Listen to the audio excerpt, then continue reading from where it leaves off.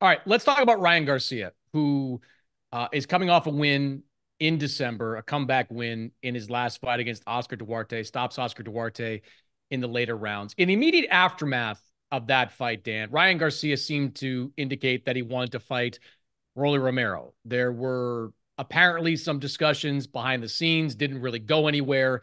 Ryan pivoted to Devin Haney after Haney beat Regis Prograis. Then Rolly came out on social media and was calling out Ryan. Ryan came back and said, it's too late. Your team dragged its feet, yada, yada, yada.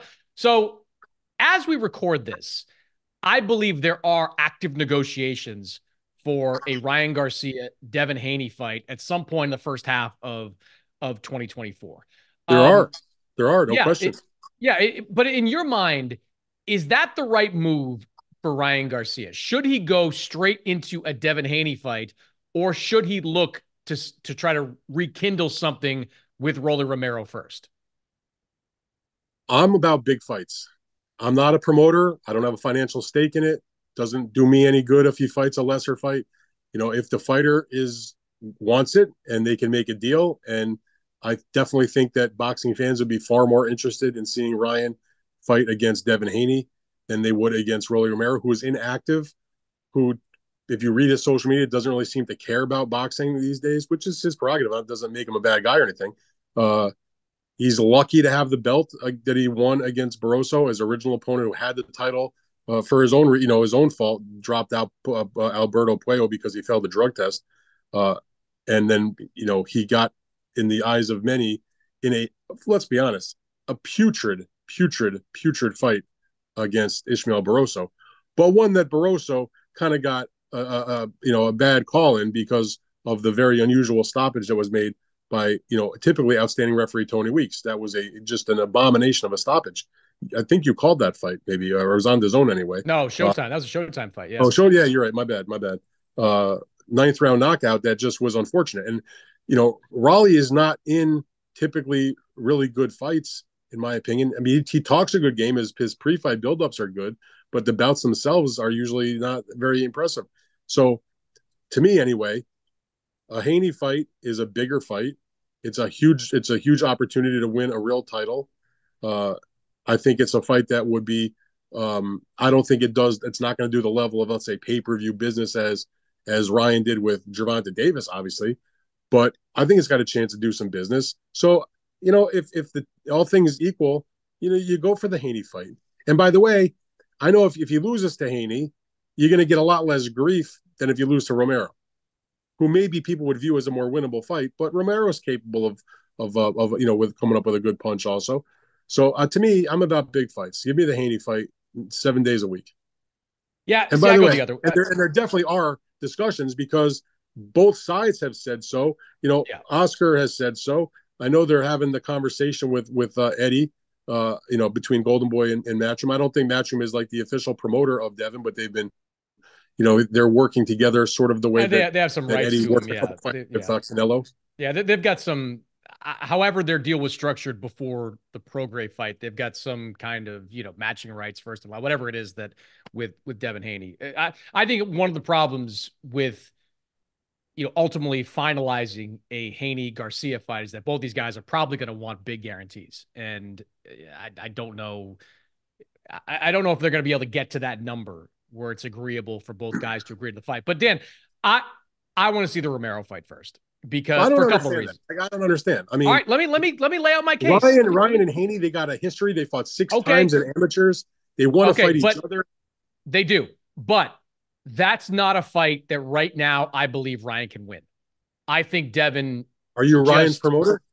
but no, I don't think he can win it. But like I don't I But think why do you Ryan care? Is can my point. because I want to see a competitive fight. And I think Ryan can get to a point where it's more winnable for him. Look, Ryan is coming off his first fight with Derek James as his trainer. It wasn't even a fight that was contested at the 140-pound limit. It was a fight that at times Ryan looked good, especially at the end. At times he looked really bad, especially in the middle when he was doing that shoulder roll defense that nobody could quite figure out, why he was doing that. So Can I show you my I shoulder would roll here on like, our Zoom call? yeah, I see. It's on camera doing the shoulder roll. I just think Ryan would benefit from one more fight. And I think a Romero fight would be ideal for him. Yes, it comes with some risk because Rolly can crack. But Rolly also puts himself in position to get knocked out badly. Like Rolly leaps in, leans in. There's a better than I don't know what the percentage, but there's a decent chance, Dan, that we see a Francisco Fonseca type knockout from Ryan Garcia Yeah, in a you're Rolly right. Romero fight, which would give him a legitimate title because Rolly, whether he deserved it or not, has a legitimate belt at 140. And it would give him a little bit more momentum going into that Haney fight. And I think you'd agree, if Ryan knocks out Rolly, and how the buildup for a fight like that would be, that would make the fight against Haney even bigger. So I don't disagree with that. for those reasons, I'd like to see Ryan, if a deal can be made to fight Rolly Romero, which I don't know. Like I agree with like Rolly changes his mind every couple of weeks whether he wants to fight. He does these strange interviews on YouTube where he talks about some crazy things.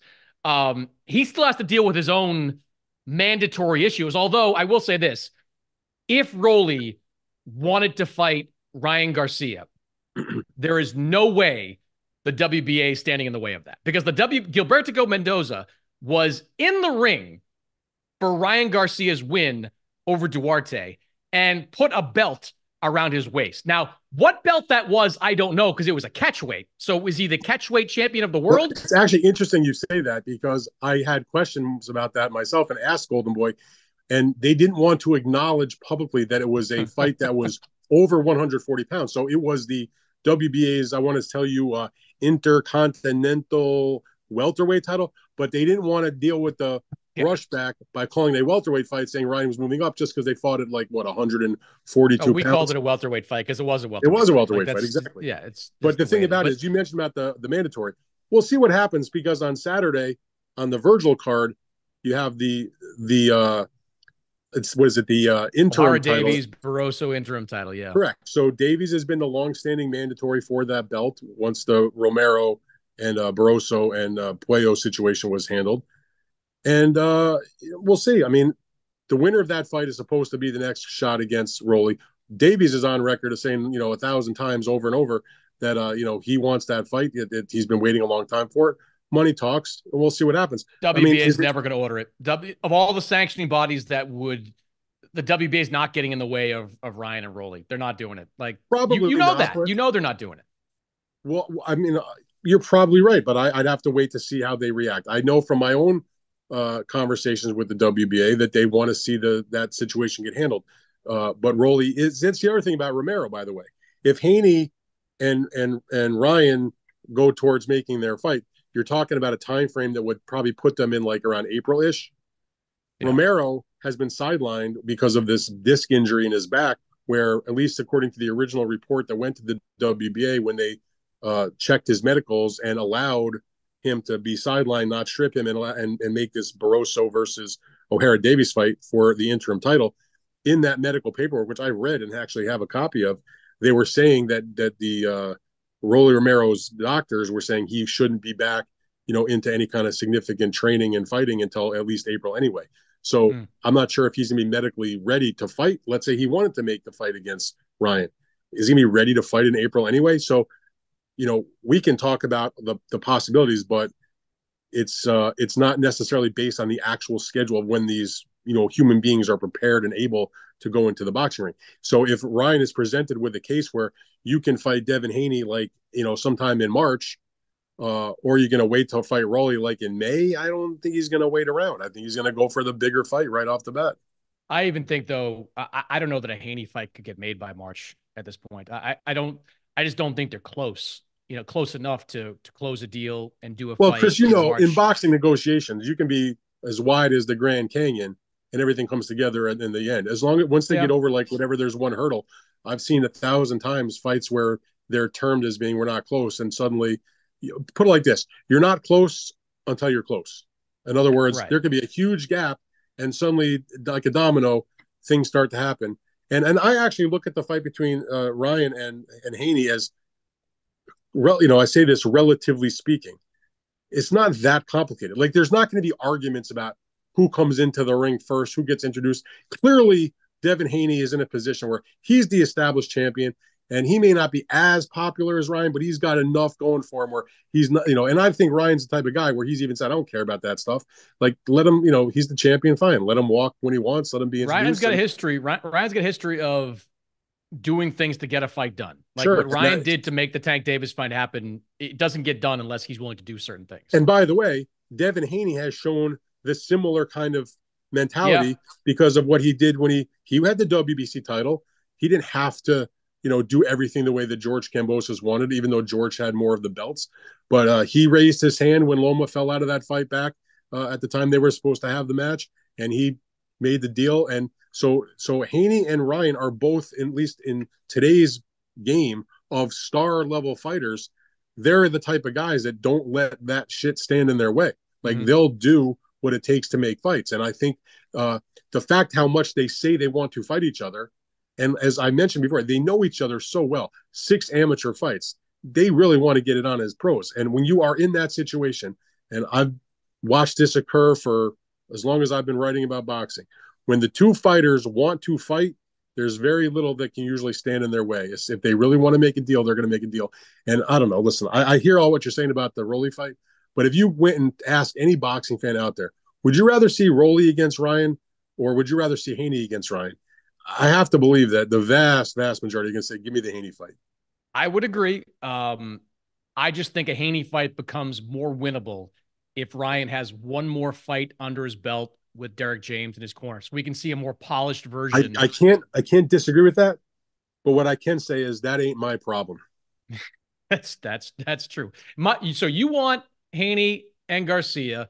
I would like to see Ryan Roley in like April, and maybe early May, Devin Haney like Liam Paro in that type of fight, and then they both go fight July Rock. Why? Who cares about that? Just fight? A fight for him. A fight. He's undefeated. He's coming off a winner from Montana Love. Like, give him a fight. Like, listen, it's not you're terrible. My man. You're my man. I love you. I'm a friend of the pod, but I am over making when the fight's hot, make the fight. I've seen too many. We just watched Wilder and Joshua go up in flames because of all this same kind of nonsense. So no Rolly. No, let Rolly fight Paro.